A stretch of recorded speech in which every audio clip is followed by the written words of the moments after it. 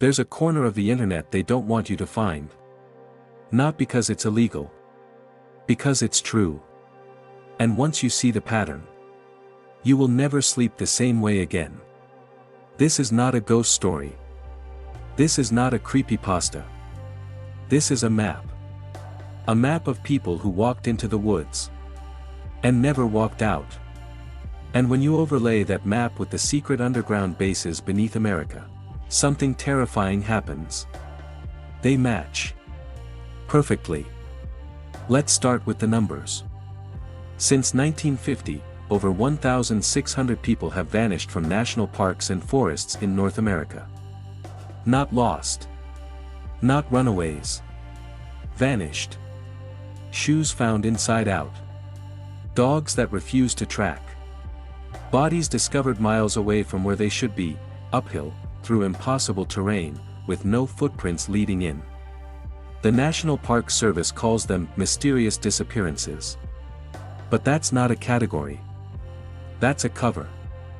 Researcher David Paullide spent over a decade collecting case files. He called it the Missing 411. And when he plotted every single case on a map, clusters appeared.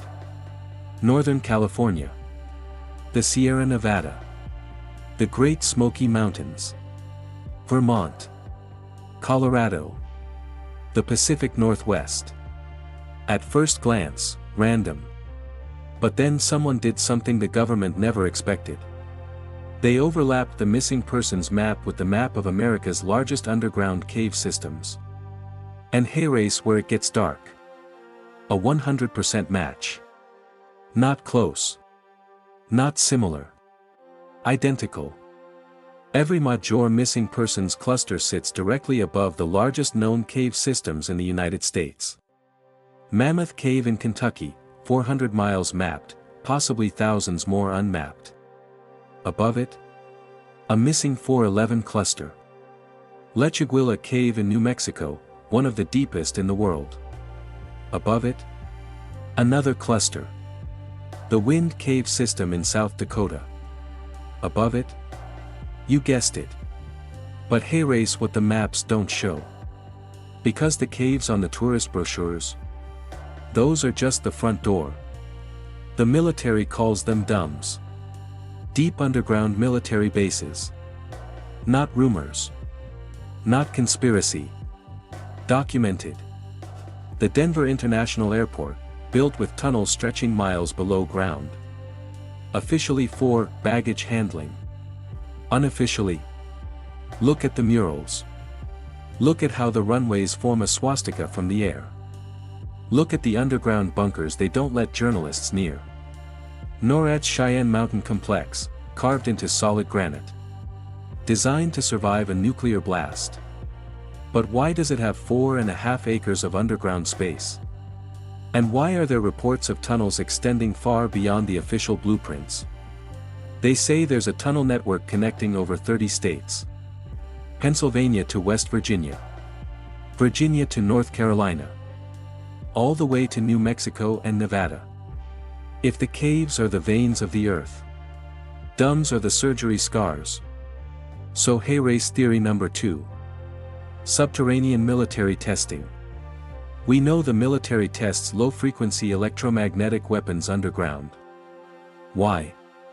Because solid rock absorbs sound but conducts vibration. HAARP in Alaska. That's just the antenna above ground. The real experiments happen beneath your feet. And hey, race the medical fact they don't want you to hear. Low-frequency electromagnetic waves can disrupt the human brain's navigation system. Specifically, the hippocampus. The part that tells you where you are and which way is home. You don't get lost. Your brain stops knowing how to find itself. Now imagine that happening 2 miles from your tent. At 2 a.m. With no cell service. And the nearest road. Gone. Survivors are rare. But the ones who come back describe the same thing every time. A low humming sound. Not in their ears. In their bones. A pressure change, like diving underwater too fast. And then, confusion.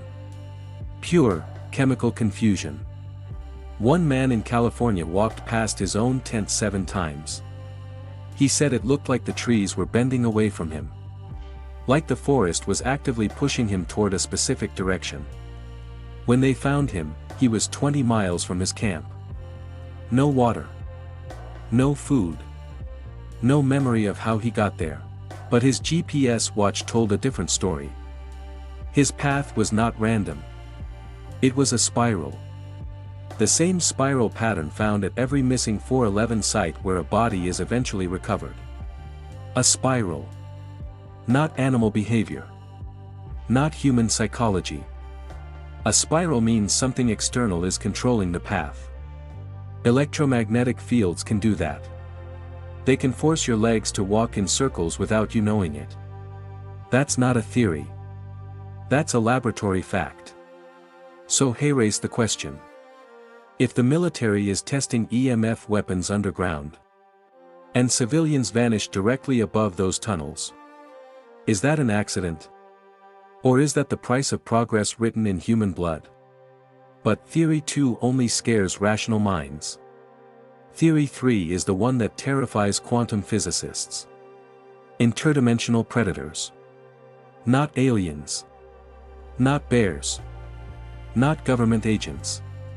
Something that lives in the space between dimensions. Raise how it works. We experience 3 dimensions: length, width, height. Time is the 4th. But theoretical physics allows for more. 5, 6, 7. Up to 11 in string theory. Now imagine a being that lives in the 4th or 5th dimension. To them, our 3-dimensional space is like a sheet of paper. And we're drawings on that paper. If a 4D entity wanted to grab a 3D object, say, a human being, it wouldn't need to open a door. It wouldn't need to unzip a tent. It would simply reach from above our dimension. Through solid matter like it wasn't there. To us, inside the tent, we'd see a person disappear through the floor. Or through the air. Or through solid rock. No sound. No struggle. Just gone. We'd call it magic. They'd call it physics. Higher physics. Now listen to this. In over 40 missing 411 cases, tents were found fully zipped. From the inside. No tears. No cuts. No claw marks. The person simply wasn't there anymore. Sleeping bags still warm. Shoes still inside the tent. Rifles, like Thomas Bowman's, with the safety off. Loaded. Ready. As if he knew something was coming. But how do you shoot something you cannot see? How do you run from a sound that paralyzes your heart before your legs can move? Survivors talk about a sound. Not a roar. Not a scream. A hum. But not from the ground. From inside their own chest. Some describe it as the color of fear. That's not poetry. That's synesthesia, when one sense triggers another. And synesthesia can be induced artificially. By electromagnetic fields. By infrasound, frequencies below human hearing. Infrasound can make you feel a presence in the room. Make your eyes water. Make your heart stutter. The military has weaponized infrasound since the 1970s. So again, accident? Or open-air testing with human collateral? When journalists ask the Pentagon about DUMBs, they get one answer. No comment. When they ask about missing 411 clusters above cave systems. No comment. When they ask about electromagnetic weapons and lost hikers. No comment. But race the thing. No comment is not a denial. No comment is a confirmation, wrapped in procedure. So let me ask you directly. Do you believe the government is hiding something deep underground? Or do you believe something else lives down there? Something that was here long before the military started digging. Something that doesn't care about your rifle. Or your tent. Or your safe word. Thomas Bowman's rifle was found inside his tent. Safety off. Chamber loaded. He was ready to fight a beast. A man. A monster. But how do you fight what you can't see? How do you fight what reaches through walls? How do you fight what doesn't exist? Until it wants you. They never found his body. Just the rifle. And a single boot. Inside out. One detail appears in nearly every case file. Before the disappearance. The birds stopped singing. They didn't fly away. They just stopped. Mid-song. Ornithologists call it acute silence response. It only happens when a predator is near. Not a human predator. A predator so far above the food chain. Birds don't even have a warning call for it. They just freeze. And wait to die. So, are you Team Cryptid? Or Team Government Cover-Up? Or are you brave enough to admit? It might be both. Drop your thoughts below. I read every single comment. Every single one. Because the best theory I've ever found came from a subscriber. Not a scientist. Not a journalist. Someone who looked at the map and said, "That's not a pattern. That's a warning." Smash that like button if you're brave enough for more. Not for me. For the people who never came home. Subscribe if you want to see the map I can't show in this video.